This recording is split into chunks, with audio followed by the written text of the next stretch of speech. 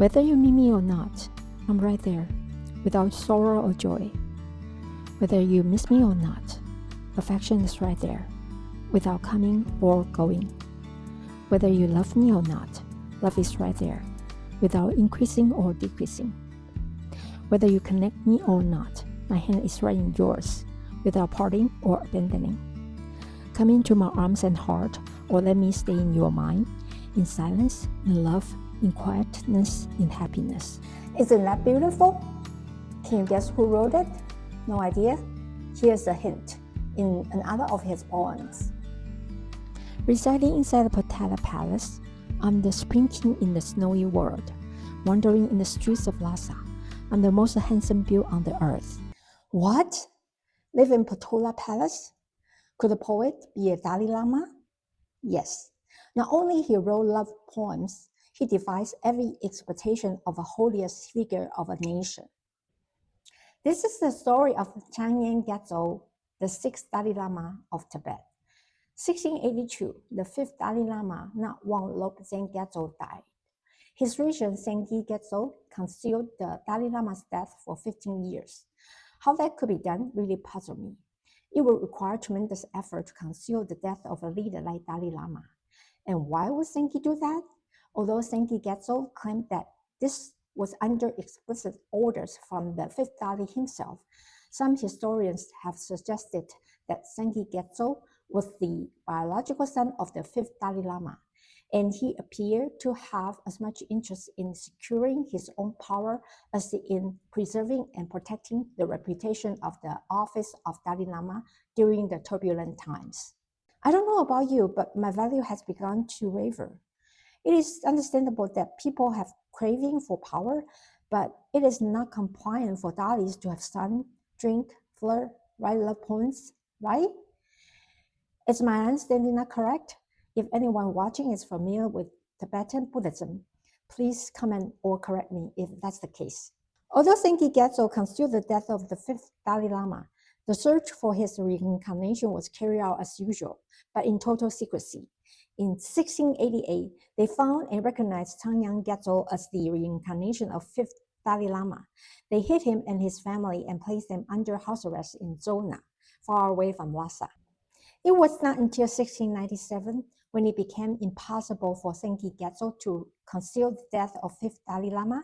Tsangyang Gyatso was formally recognized as Dalai Lama and was brought back to Lhasa and enthroned and received the novice vows from the fifth Panchen Lama, Lobsang Yeshe.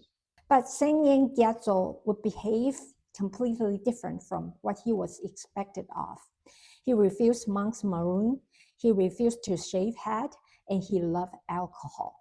At night, he would vanish from Potala and sneak down to Shoal village, where the city's commoners drank, danced, and sang.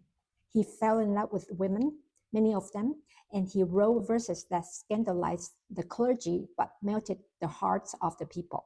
How much of his behavior was his own rebelliousness and how much was passive resistance to Tsangyang Gyatso? My guess is as good as yours. In 1705, Mongol Khosrow invaded Lhasa, and Khosrow leader Lhasa Khan killed Tsangyang Gyatso. He also reported to Qing government that Tsangyang Gyatso was plotting a treason, and that the sixth Dalai Lama, Tsangyang Gyatso, who Tsangyang endorsed, ignored religious affairs and behaved incompliantly.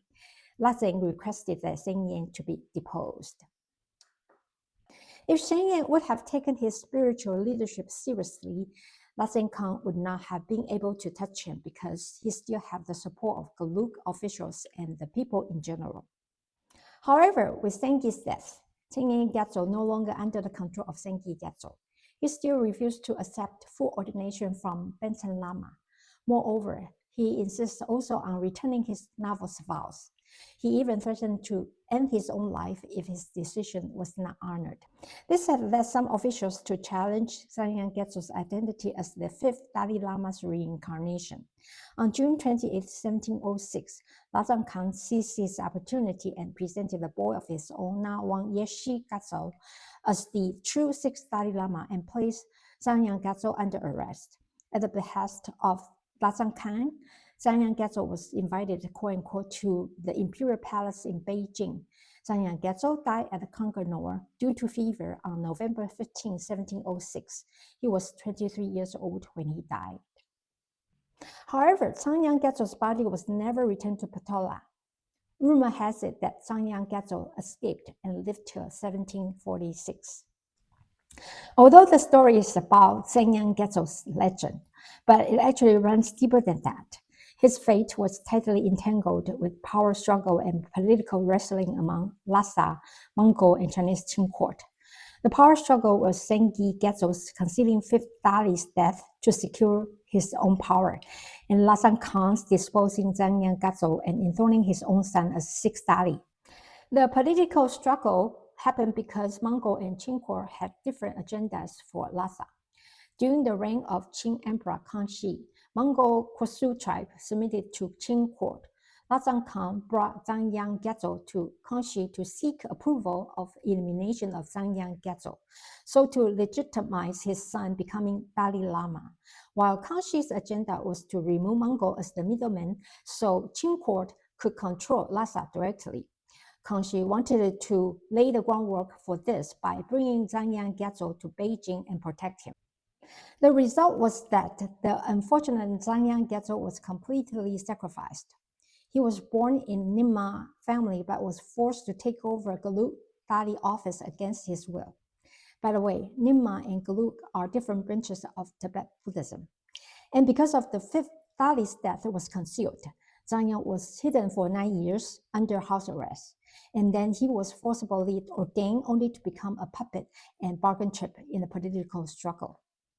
Overall, Tsangyang Gyatso was a complex and intriguing person.